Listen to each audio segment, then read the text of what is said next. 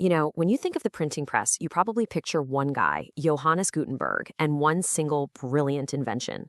But what if I told you the real story is way more interesting than that? What Gutenberg actually did wasn't just invent a machine. He brought together a whole bunch of different technologies, some of which had been around for centuries. To really get it, we need to see how all those puzzle pieces finally clicked into place. Okay, to really feel the impact, you have to picture the world before print. Back in the 14th century, if you wanted a book, say a copy of the New Testament, you'd hire a scribe, and that one scribe would need a full 6 months to copy it out by hand. It was painstakingly slow, incredibly expensive, and humans make mistakes. Now, let's jump forward less than 200 years.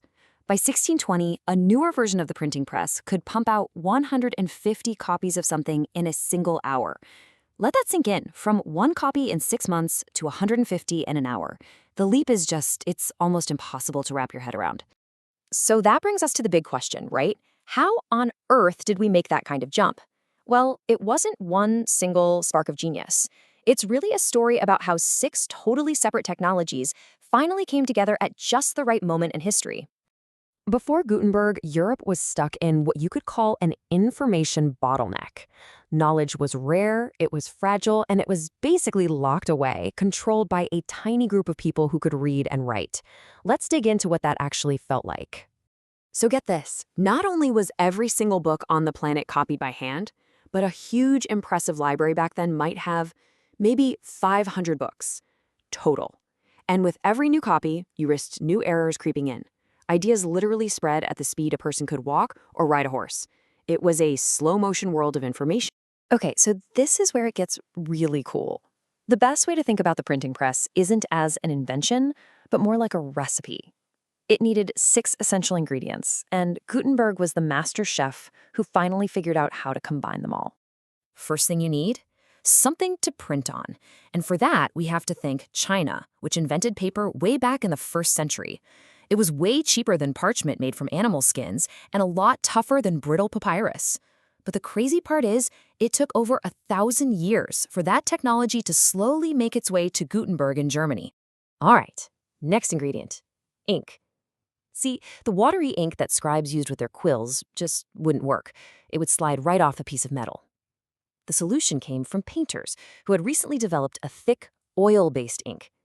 It was just sticky enough to cling to metal type, a brand new and absolutely crucial development. And the press itself? Get this, it wasn't a new invention at all. Gutenberg basically borrowed the idea from farmers. He took the screw presses that people had been using for centuries to squeeze grapes for wine and olives for oil, and realized, hey, this thing can create the massive, even pressure I need for printing. Now, this one is super important. You need your metal letters, the type, to be really durable.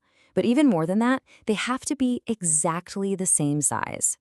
This required some pretty advanced metallurgy to cook up the perfect alloy, a special mix of lead, tin, and zinc that was easy to cast but tough enough to be used over and over. That kind of knowledge was very new at the time. Ingredient number 5 is a bit different. It's not a physical thing, it's a linguistic advantage, the alphabet.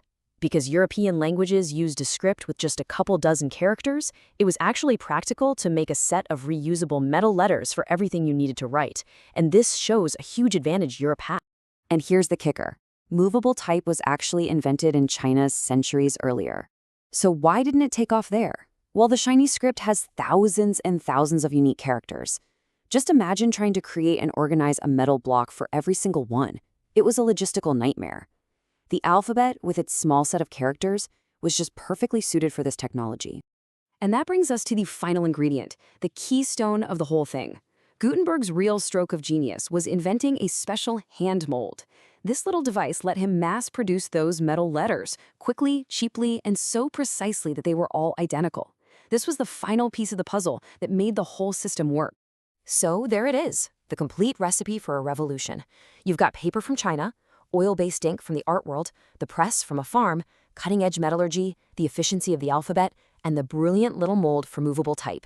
It was only when all 6 of these things were in the same place at the same time that the world could change.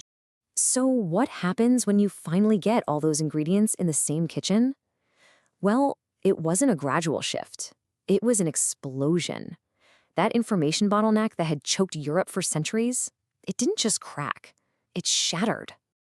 Try to wrap your head around this number.